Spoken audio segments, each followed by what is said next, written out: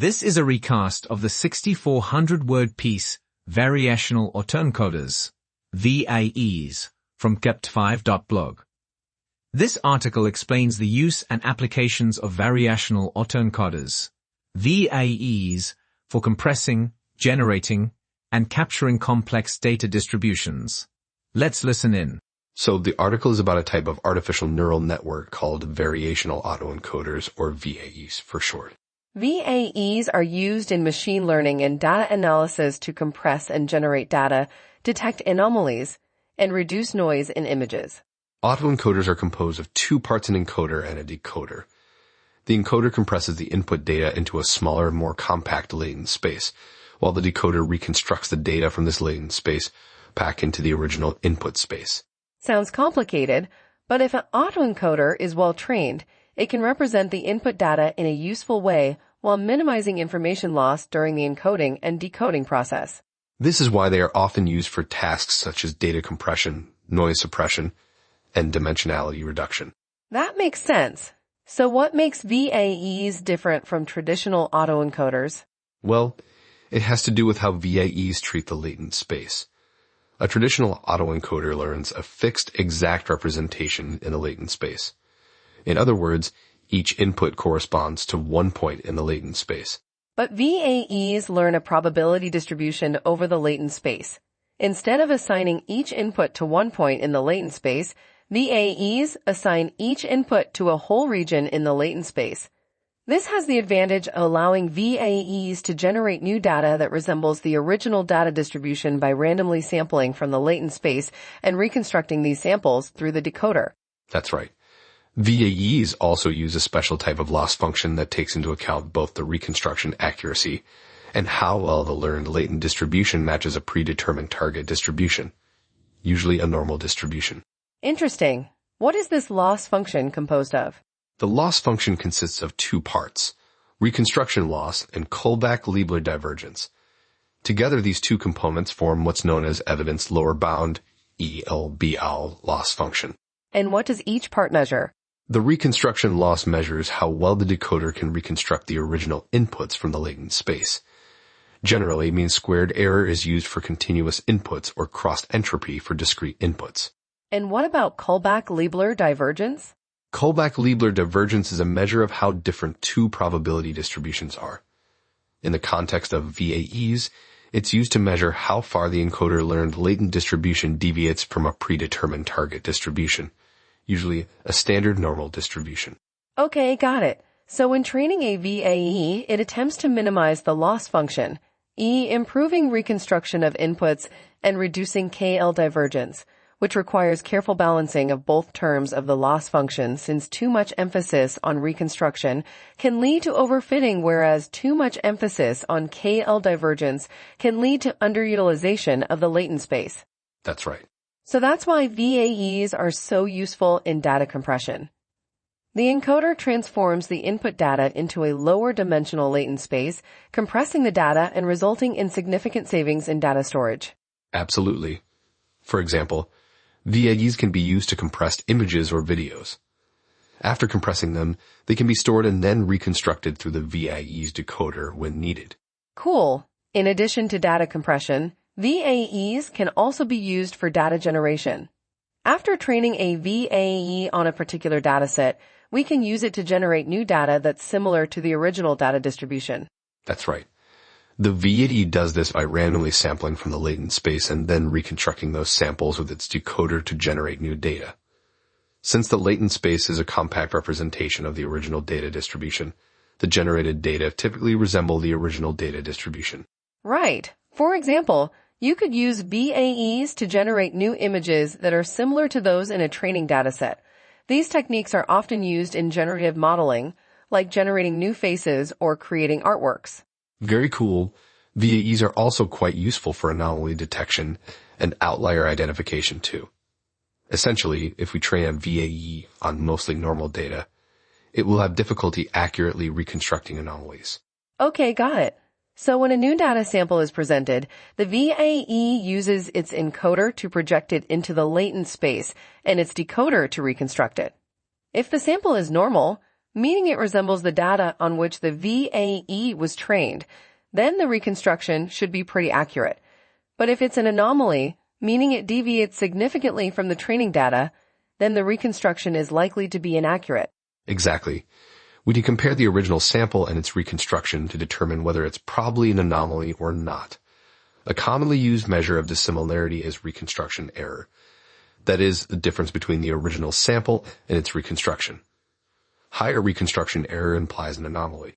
Right. This method of anomaly detection is an example of unsupervised learning, since it doesn't require a labeled training set. It's especially useful in scenarios where anomalies are rare or where accurate labels are hard to obtain. Definitely. Finally, VAEs can also be effectively used for denoising images in a process called image denoising. The idea here is that the VAE learns to retain the most important features or structures of the input data while ignoring noise. That makes sense. So in a typical application scenario, we train the VAE on a collection of clean images. Its encoder learns to compress the images into a latent space, while its decoder learns to reconstruct them from that space. During this training process, it learns to encode the main structures or features of the images and ignore noise. Exactly. This method of image denoising is an example of unsupervised learning, since it does not rely on labeled data. This can be especially useful when clean, labeled data is hard to come by. That's right. Furthermore, VAEs can be used not only for removing noise, but also for improving the quality of images by, for instance, reconstructing missing parts of images or increasing the resolution of images. This process, known as image reconstruction, takes advantage of the VAE's ability to capture and preserve essential features of the input data. Impressive. So after a VAE is trained on a dataset of high-quality images, it can be used to improve the quality of images that are deficient in some way. Right. So here's how it generally works. The resulting reconstructed version of the image may thus have a higher quality than the original one. This can manifest in a number of improvements such as sharper details, less image noise, or an overall cleaner image rendition. It's important to note that the success of this method heavily depends on how well the VAE is trained on the training images. The VAE needs to be able to recognize relevant features and structures in the training images and learn to replicate them effectively in the reconstructed images. Absolutely. Another remarkable capability of VAEs is their ability to generate new data samples. After training a VAE on a particular dataset, it can be used to generate new data that resembles the original data distribution. This is especially useful in many domains such as image generation, music synthesis, and more. That's right.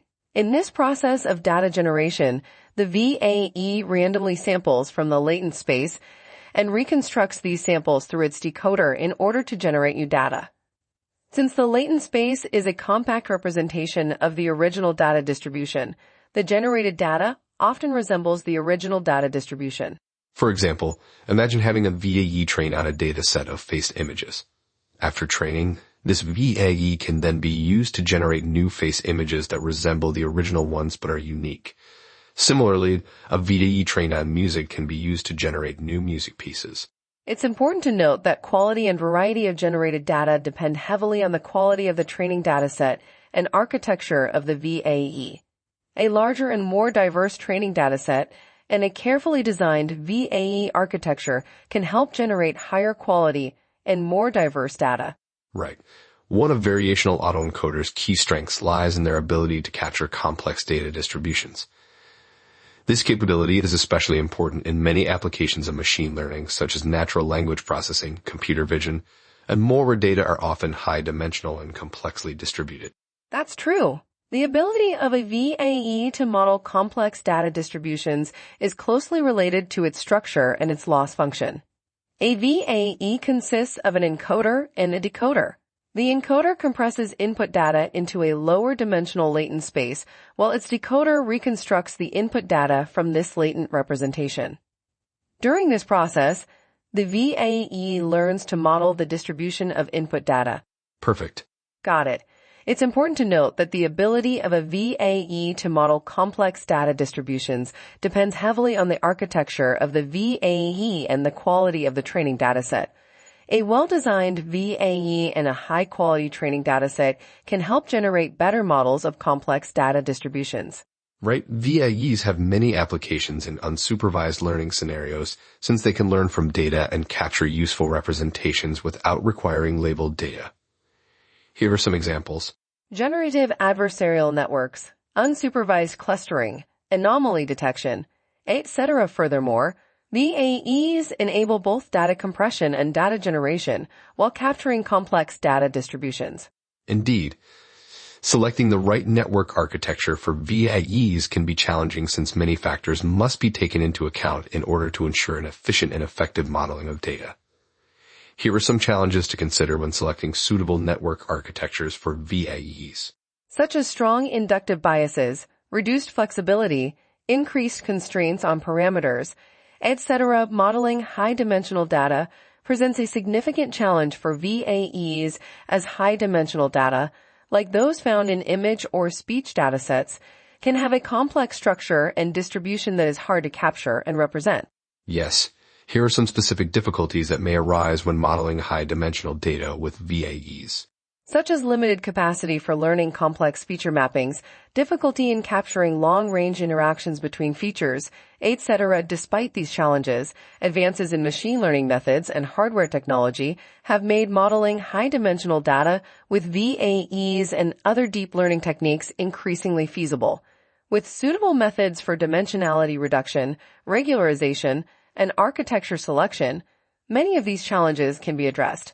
Furthermore, the key concepts and applications of variational autoencoders make them a powerful tool in many areas of machine learning and data analysis. Although there are some challenges and limitations that must be taken into account, the ability to generate new data and capture complex data distributions provides significant benefits. Future research and development in this field could lead to further improvements and new applications for VAEs.